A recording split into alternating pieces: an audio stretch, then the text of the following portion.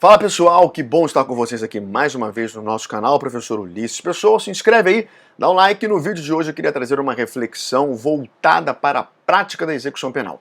Não tem como nós desenvolvermos a prática da execução penal sem os fundamentos constitucionais.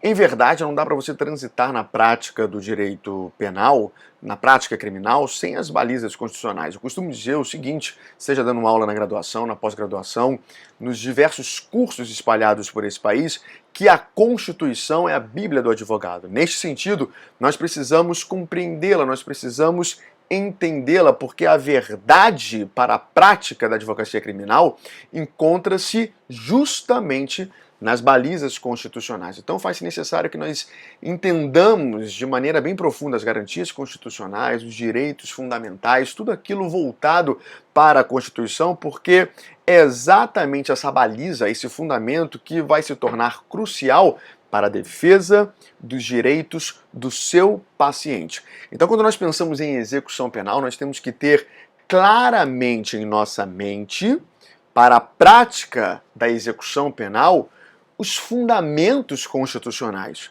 as balizas constitucionais. E onde é que eu encontro essas balizas? Eu as encontro no artigo 5º da Constituição. É dali que eu tiro a fundamentação constitucional para que eu logre êxito dentro da minha prática da execução penal. Daquele campo de aplicação eu consigo extrair outras coisas mais para pensar as teses defensivas, para pensar a proteção dos direitos individuais do meu paciente lá na fase da execução penal. Então, quando eu penso em execução penal e suas balizas constitucionais, eu tenho que pensar lá no artigo 5º, primeiramente no inciso 46. A lei regulará a individualização da pena. Quando eu penso em individualização da pena, eu tenho que pensar em princípio da individualização da pena. E dentro disso, eu tenho que tomar para mim esse princípio como forma de proteção e de utilização na defesa dos direitos individuais do meu paciente. O inciso 47 diz o seguinte, que não haverá penas de morte, penas de caráter perpétuo, trabalhos forçados, banimentos cruéis.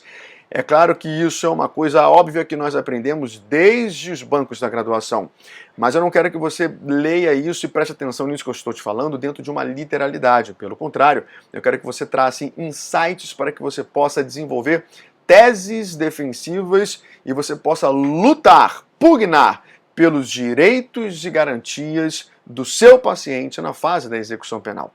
Além disso, o inciso 48 diz o seguinte, que a pena será cumprida em estabelecimentos distintos, de acordo com a natureza do delito, a idade e o sexo do apenado, ou seja, isso é um fundamento para que não ocorram atrocidades dentro do próprio sistema penitenciário. Eu sei que a prática é nefasta e você sabe disso, mas você tem que ter essa base constitucional para você poder desenvolver questões defensivas para a tutela dos seus pacientes, para a tutela dos direitos individuais dos seus pacientes dentro da prática ali do direito da execução penal.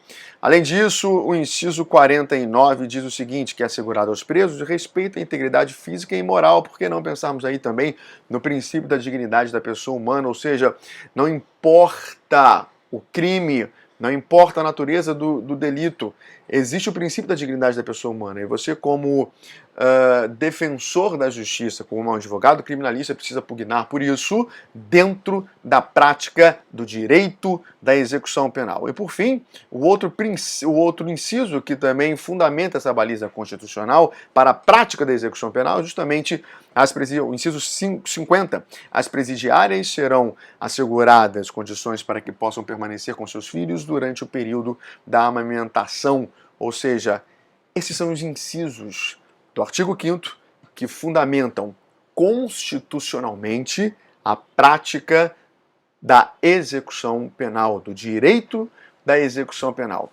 Desses incisos, dessas fundamentações, dessas balizas constitucionais, nós ampliamos o leque de ataque, o leque de atuação e conseguimos ampliar os direitos individuais dos nossos pacientes dentro da prática da execução penal. Pense sempre nisso. A Constituição é a nossa base, a Constituição é o nosso fundamento, a Constituição é a nossa baliza para um êxito na defesa dos direitos individuais do nosso paciente.